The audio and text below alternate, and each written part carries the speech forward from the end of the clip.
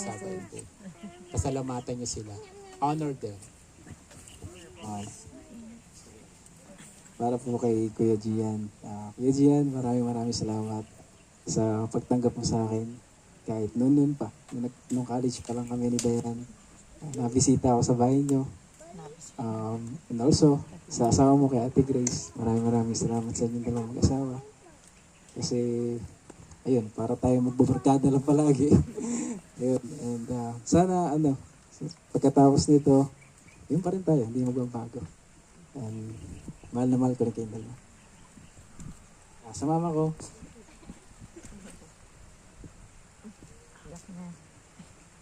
Ama, thank you sa lahat.